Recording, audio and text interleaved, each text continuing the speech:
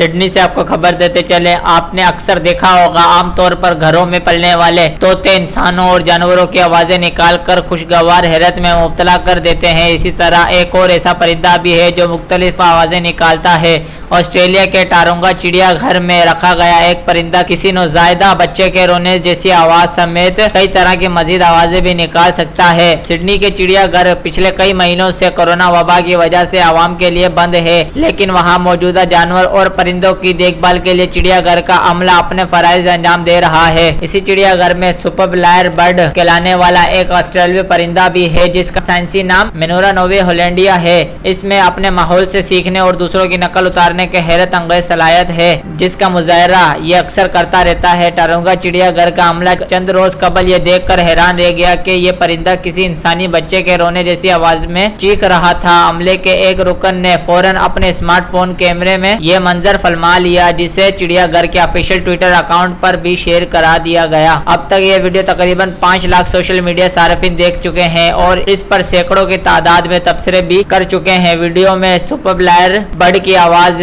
इंसानी बच्चे के रोने की आवाज से इतनी मिलती जुलती है कि एक ट्विटर सारफ ने यहाँ तक लिख दिया कि इसकी आवाज को सुनकर माए अपने शेरख्वार बच्चों को ढूंढने निकल जाएंगी।